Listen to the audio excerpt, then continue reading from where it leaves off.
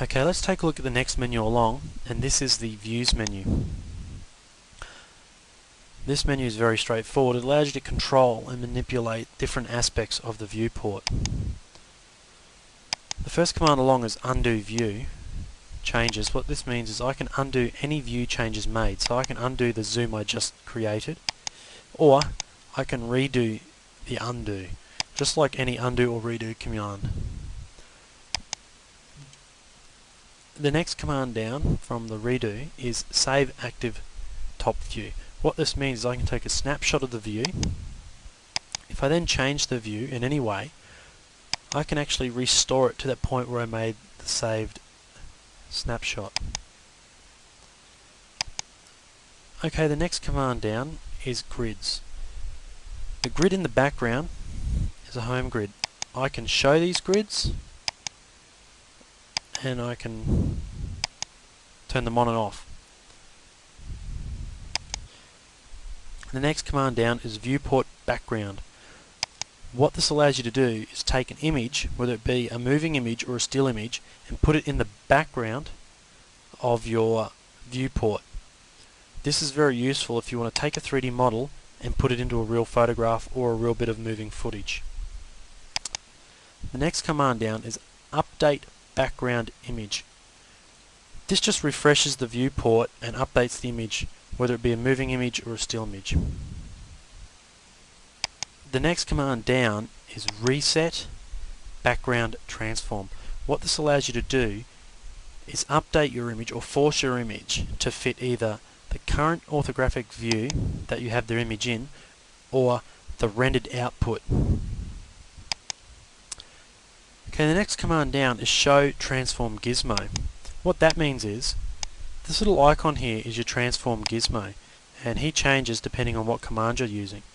What this command does is turn that on and off. Okay, the next command down is show ghost. What I've done is I've animated this boxes here, as you can see, to move. Now what show ghost does, if I zoom in on these boxes so we can see,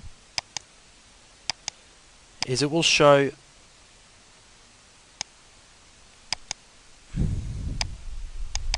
a faint image of the selected box.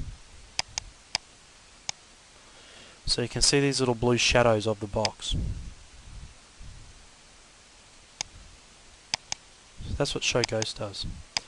Okay, the show key times, if we turn on this trajectories here, will show you the beginning time frame and the end time frame of the animation of this object.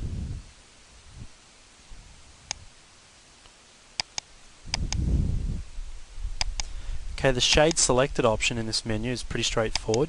It shades the selected object in a wireframe.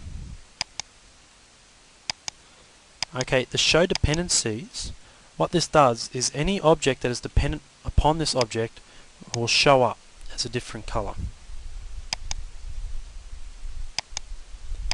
Okay, the next command down, which is an active, is the match camera to view.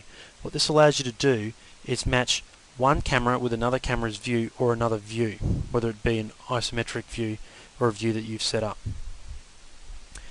The next command down adds default lighting to the scene, so this will overwrite any lighting that you put in. The next command down, redraw all views. It's very straightforward. It will refresh all the viewports. The next command down, deactivate all maps. What this will do is it will ignore any material maps that you've applied to these objects. The update during spinner drag, what this means is if that is turned off, and I were to say modify the size of this box, the box won't change size until I let go of the spinner. Now the box is updated in this view, as we can see here. I'll just do that with a width. So that is a good option to have on. The next command down is expert mode, and I'll just click on this and you can watch what happens. As you can see, it turns off all of my dialog boxes and all of my toolbars. And you can reset your view by clicking on expert mode again.